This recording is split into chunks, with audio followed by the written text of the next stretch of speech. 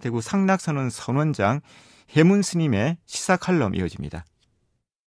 여러분 안녕하십니까? 대구 남구 봉덕동 상락선원장 비구 해문입니다. 현재를 사는 우리들의 인생은 어디서 와서 어디를 향해서 떠도는 것일까? 인생을 나그네 길에 비유한다 해도 분명히 온 곳이 있으니 현재가 있고 현재가 있으므로 미래가 펼쳐지는 것은 너무나 자명한 일입니다. 인생길이 창조로 인해 이 세상에 왔다면 그 시작과 끝에 대한 대답은 창조주에게 물어야 할 것이고, 인연으로 왔다면 과거의 인연관계는 어떠했으며 다음 생은 어떠할지 자기 자신에게 물음을 던져야 할 것입니다. 창조에 의한 삶이든 인과에 의한 삶이든 분명한 것은 현재를 사는 우리들은 죽음을 향해 가는 것만큼은 분명한 진실입니다.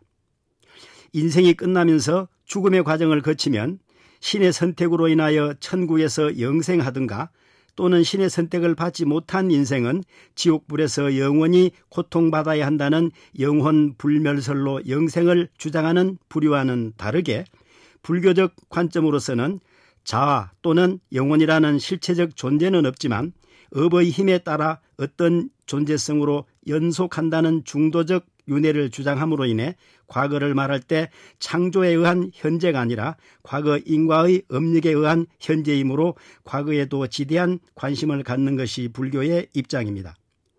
불교가 말하는 중도적 윤회는 단멸론이 아니므로 한번 윤회하여 천국이나 지옥으로 갈려서 그대로 영속한다는 것에도 집착하지 않고 영원히 변화하며 윤회의 길에 빠져든다는 것도 거부하여 중도적 수행 실천을 통해 해탈로 나아가는 입장에서 대표적인 세계로 지옥, 축생, 아귀, 아수라, 인간, 천상이라는 육도 세계를 제시하고 있습니다.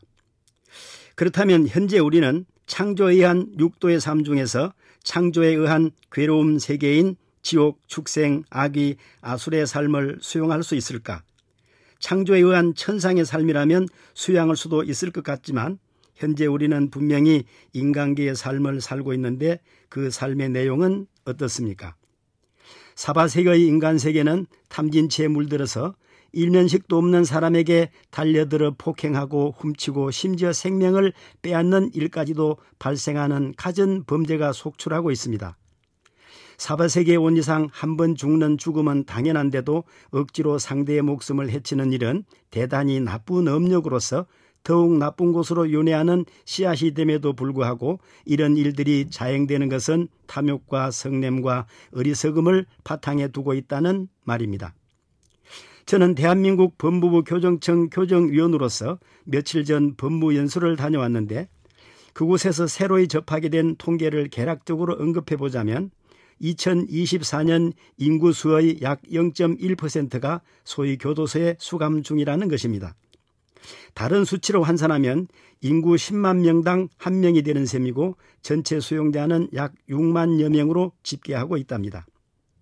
이들 6만여 명 가운데 대부분은 가벼운 범법 행위인 사기나 절도, 경제사범 등 과실에 해당하는 사람들이고 납치, 유괴, 살인 등 흉악범에 해당하는 수치는 약 1,300여 명으로 수용자의 4% 정도로 집계되고 있으며 사형을 언도받아 복역 중인 숫자는 53명 정도이고 전국에서 활동하는 교정위원들은 이들의 재범 방지를 위한 마음의 정화나 사회복귀를 위한 준비 과정을 돕는 일을 주 활동으로 하고 있습니다.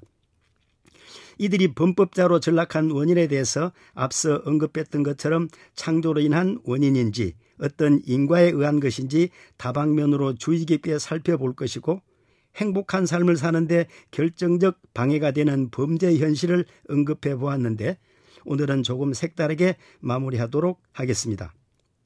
본 불교방송의 시사칼럼 담당 PD 문정용 기자가 지난 1일 화촉을 밝힌 일을 축하하면서 문정용 기자의 역할이 교정위원의 역할을 넘어 사회의 어두운 구석을 밝히는 데 지대한 공헌을 할 것이 분명하기에 앞길의 꽃길만 걸으시기를 진심으로 축원하는 바입니다. 대단히 감사합니다.